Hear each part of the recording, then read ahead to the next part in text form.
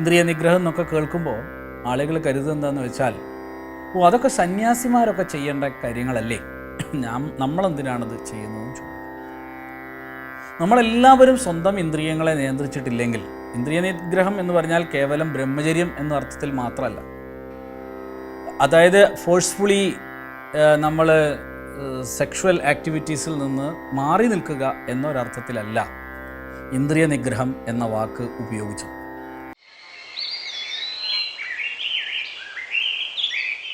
ഇന്ദ്രിയ നിഗ്രഹം എന്ന് പറയുന്നത് നമ്മുടെ ജീവിതത്തിലെ ഒരു നിയന്ത്രണം, ആത്മനിയന്ത്രണം. നമ്മുടെ സ്വന്തം ജീവിതത്തിൽ നമ്മളെ സ്വന്തം ഇന്ദ്രിയങ്ങളെ നാം തന്നെ നിയന്ത്രിക്കുന്നു. അത് പരിഷ്കൃതമായ ഒരു സമൂഹത്തിൻ്റെ, ഒരു മാനവ ജനതയുടെ ഏറ്റവും സമുന്നതമായ കാഴ്ചപ്പാടാണ്.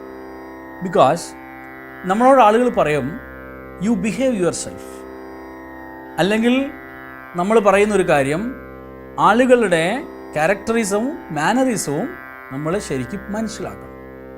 ആ ക്യാരക്ടറിസവും മാനറിസവും ബിഹേവിയറിസവും എങ്ങനെയാണ് പ്രാചീന കാലത്തെ നമ്മുടെ ഋഷിമാർ കണ്ടെത്തിയത്, അത് എങ്ങനെ ആചരിച്ചിരുന്നു, ആ ആചരണം എങ്ങനെയാണ് നമ്മുടെ ജീവിതത്തിലെ ഒരു ധർമ്മമായിട്ട് മാറിയത്, അതാണ് ധർമ്മം എന്ന് പറയുന്നത്.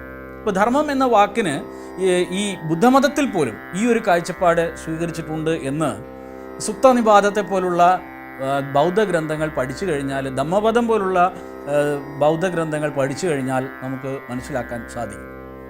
ധർമ്മം എന്നുള്ളത് വേദങ്ങളിൽ നിന്നാണ് ധർമ്മസംജ്ഞ പിന്നീട് ബൗദ്ധമതം സ്വീകരിച്ചതും ആ ബൗദ്ധമതത്തിൻ്റെ വികാസപൂർണമായ അടിസ്ഥാനമായി അത് മാറാൻ കാരണം അതുവരെ ഉണ്ടായിരുന്ന ജനതയ്ക്ക് ധർമ്മം എന്ന വാക്കിനെക്കുറിച്ചും ധർമ്മം എന്ന സംസ്കാരത്തെക്കുറിച്ചും കൃത്യമായ അറിവുള്ളത് കൊണ്ടുമായി. ധർമ്മം എന്ന് പറയുന്നത് കേവലമായ കുറേ, ഞാൻ കഴിഞ്ഞ എപ്പിസോഡുകളിൽ പറഞ്ഞതുപോലെ പൊട്ടു തൊടലോ കുറി തൊടലോ അല്ലെങ്കിൽ വേഷവിധാനങ്ങൾ ധരിക്കലോ ഒന്നുമല്ല, മറിച്ച് നമ്മൾ പറഞ്ഞു ധൃതി, ക്ഷമ, ദമോ, അസ്തേയം, ശൗചം, ഇന്ദ്രിയ നിഗ്രഹം എന്ന ഇത്യാദി വിഷയങ്ങളാണെന്ന് പറഞ്ഞു. അപ്പോൾ ഇന്ദ്രിയ നിഗ്രഹങ്ങളിൽ നമ്മൾ എങ്ങനെയാണ് സൂര്യപ്രകാശത്തെ സ്വീകരിക്കുക, സൂര്യപ്രകാശത്തെ സ്വീകരിച്ചുകൊണ്ട് എങ്ങനെയാണ് സൂര്യ നമസ്കാരം ചെയ്യുന്നത്, ആഭ്യന്തരമായ സൂര്യനെ തിരിച്ചറിയുന്നത്. നമ്മുടെ ഉള്ളിലൊരു സൂര്യനുണ്ട്, ആ സൂര്യൻ ജഗദീശ്വരൻ്റെ ശക്തി തന്നെയാണ്. അങ്ങനെയുള്ള ജഗദീശ്വരൻ്റെ ശക്തിയെ എങ്ങനെയാണ് തിരിച്ചറിയാൻ ശ്രമിക്കേണ്ടതെന്നുള്ളതിനെക്കുറിച്ചും പറയുകയുണ്ടായി. അങ്ങനെ നമ്മൾ നോക്കുന്ന സമയത്ത് അടുത്ത ധർമ്മലക്ഷണം എന്താണ്, അതായത് നമ്മളിപ്പോൾ പറഞ്ഞു ഇന്ദ്രിയ നിഗ്രഹം വരെ പറഞ്ഞു, ഇനി അടുത്ത ധർമ്മലക്ഷണം എന്ന് പറയുന്നത് ബുദ്ധിയാണ്. ഇപ്പോൾ ബുദ്ധിയില്ലാത്ത ആളുകളെ സംബന്ധിച്ചിടത്തോളം ജീവിതത്തിൽ വിജയമില്ല. ജീവിതത്തിൽ വിജയം വേണമെങ്കിൽ തീർച്ചയായും ബുദ്ധി വേണം. ബുദ്ധിയില്ലെങ്കിൽ ആർക്ക് വിജയമുണ്ടാവും? കഴിഞ്ഞ എപ്പിസോഡുകളിൽ ഒരിടത്ത് ഞാൻ പറയുകയുണ്ടായി, മനുഷ്യൻ്റെ പ്രാർത്ഥനകൾ അത്രയും ബുദ്ധിക്ക് വേണ്ടിയായിരിക്കണം എന്ന്. അപ്പോൾ ബുദ്ധിയില്ലാതെ പോയാൽ നമ്മളെ ജീവിതത്തിൽ ഒരു കാലത്തും ഒന്നും നേടിയെടുക്കാൻ കഴിയില്ല. അതിനാൽ ധർമ്മത്തിൻ്റെ ലക്ഷണമാണ് ബുദ്ധി എന്ന് പറയുന്നത്, മതത്തിൻ്റെ ലക്ഷണമല്ല. മതത്തിന് അങ്ങനെ ഒരു ലക്ഷണമില്ല, മറിച്ച് ബുദ്ധി എന്ന് പറയുന്നത് ധർമ്മത്തിൻ്റെ ലക്ഷണമാണ്. സനാതന ധർമാനിയായി എന്ന് പറയണമെങ്കിൽ ഞാനൊരു സനാതന ധർമാനിയായി ആണ് എന്ന് എനിക്ക് പറയാൻ പറ്റണമെങ്കിൽ എനിക്ക് ഏറ്റവും ആവശ്യമായ ഗുണങ്ങളിൽ ഒന്ന് ബുദ്ധിയാണ്. ബുദ്ധി എന്ന് പറയുന്നത് യുക്തിയുടെയും താർക്കിക ചിന്തകളുടെയും അടിസ്ഥാനത്തിലാണ് യുക്തി രൂപപ്പെടുന്നത്, ആ ബുദ്ധി രൂപപ്പെടുന്നത്. അപ്പോൾ ബുദ്ധി രൂപപ്പെട്ടാൽ മാത്രമേ വിശേഷ ചിന്തകൾ ഉണ്ടാവും. നമ്മളെ ചിന്തകളിൽ വിശേഷമായ ഭാവങ്ങളും വിശേഷമായ ചിന്താധാരകളും രൂപപ്പെടണമെങ്കിൽ അഥവാ ബുദ്ധിയുടെ പ്രാധാന്യം വളരെ വലുതാണ്. അപ്പം ബുദ്ധി എന്നുള്ളത് പ്രാധാന്യത്തോടുകൂടി മനസ്സിലാക്കിയിട്ട് ഏതൊരു ധർമാചാര്യനും ബുദ്ധിയുടെ ഉപദേശങ്ങൾ സാധാരണ ജനങ്ങൾക്ക് കൊടുക്കണം.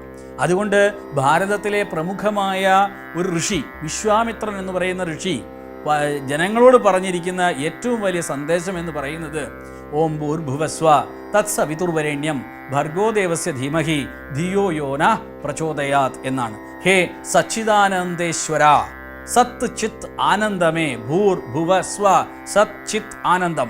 സത്താണ്, ചിത്താണ്, ആനന്ദ സ്വരൂപമാണ്. അങ്ങനെയുള്ള സച്ചിദാനന്ദ സ്വരൂപം. ആനന്ദം എന്ന് പറയുന്നതിന് എതിർപദങ്ങളില്ല. സുഖം എന്ന വാക്കിന് ദുഃഖം എന്നൊരു എതിർപദമുണ്ട്, ദുഃഖം എന്ന വാക്കിന് സുഖം എന്നൊരു എതിർപദമുണ്ട്. പക്ഷേ ആനന്ദം എന്ന വാക്കിന് ഒരു എതിർപദവുമില്ല. ആരെങ്കിലും ആനന്ദം അനുഭവിക്കുന്നുണ്ടെങ്കിൽ ആനന്ദത്തിന് എതിരായി മറ്റൊന്നുമില്ല. അപ്പോൾ ആനന്ദം എന്ന് പറയുന്നത് ഏറ്റവും മുഖ്യമായ ഘടകമാണ്, അത് ഈശ്വരൻ്റെ ഗുണമാണ്. ഈശ്വരൻ്റെ ഗുണമായ സച്ചിദാനന്ദം, സച്ചിദാനന്ദേശ്വര എന്നിട്ട് പറയാണ്, സച്ചിദാനന്ദേശ്വര അങ്ങ് ഭർഗോ ദേവസ്യ ധീമഹി ധിയോ യോ ന പ്രചോദയാത്, എൻ്റെ ബുദ്ധിയെ പ്രചോദിപ്പിച്ചാലും സവിതാവായ ഹേ സച്ചിദാനന്ദേശ്വരനായ സൂര്യദേവ, കേവലം ഭൗതികമായ സൂര്യത്തിനോടല്ല, നമ്മൾ കിഴക്കുദിക്കുകയും പടിഞ്ഞാറസ്തമിക്കുകയും ചെയ്യുന്ന നിത്യപരിചയത്തിലുള്ള സൂര്യനെക്കുറിച്ചല്ല നമ്മൾ പറഞ്ഞുകൊണ്ടിരിക്കുന്നത്. മറിച്ച് ആ സൂര്യൻ എന്ന് പറയുന്നത് നമ്മളെ ഉള്ളിൽ ചിദാനന്ദ സ്വരൂപമായി വിളങ്ങുന്നവനാണ്. ആ ചിദാനന്ദ സ്വരൂപനായ ഭഗവാനാണ് എൻ്റെ ബുദ്ധിയെ നിർമ്മലമാക്കിയിട്ട് ബുദ്ധിയാക്കി പ്രസാദിപ്പിച്ച് വലിയ കാര്യങ്ങളിലേക്ക് എന്നെ നയിക്കുന്നത്. അപ്പോൾ നമ്മൾ ഒരു ശ്രേണി നമുക്കിവിടെ പഠിക്കാം. ധീരത വളരെ പ്രധാനപ്പെട്ട ഒരു കാര്യമാണ്. ധൃതി, ധീരന് മാത്രമേ ക്ഷമിക്കാൻ കഴിയൂ. ക്ഷമ എന്ന് പറയുന്നത് ധീരന് മാത്രം പറഞ്ഞിട്ടുള്ള കാര്യമാണ്. ഒന്ന് കഴിഞ്ഞ് രണ്ടാമത്തേന് വടിയെടുക്കാനും തോക്കെടുക്കാനും കത്തിയെടുക്കാനും ജനങ്ങൾ ഇറങ്ങിപ്പുറപ്പെടുന്നതെല്ലാം ധീരതയാണെന്ന ഒരു തെറ്റിദ്ധാരണയാണ് ഇപ്പോൾ.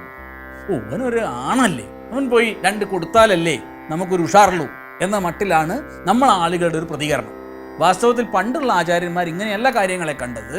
അവർ ക്ഷമയോടുകൂടി നിൽക്കും. കാരണം എന്താ വെച്ചാൽ എപ്പോഴും നമുക്കറിയാം, ഇങ്ങനെ അടിച്ചാൽ ശബ്ദം ഉണ്ടാവില്ല, ഇങ്ങനെ അടിച്ചാലേ ശബ്ദം ഉണ്ടാവും. അപ്പോൾ ഇങ്ങനെ അടിച്ചുകൊണ്ട് ഒരു കാര്യമില്ല, ഒരാൾ മാത്രം ഇങ്ങനെ അടിച്ചാൽ യാതൊരു ശബ്ദവും ഉണ്ടാവില്ല. അപ്പോൾ ക്ഷമയോടുകൂടി, അപ്പോൾ ധൃതി, ക്ഷമ, ദമം, നമ്മളെ ആത്മനിയന്ത്രണം, ദമം, അതേപോലെ ശൗചം, അസ്തേയം, ഇന്ദ്രിയ നിഗ്രഹം എന്നീ വിശിഷ്ട ഗുണങ്ങൾ ഉള്ള ആൾക്ക് മാത്രമേ ബുദ്ധി ഉണ്ടാവൂ. അല്ലാത്തതിന് ബുദ്ധി ഉണ്ടാവില്ല. തുടർന്നും ചർച്ച ചെയ്യാം. എല്ലാവർക്കും നമസ്കാരം.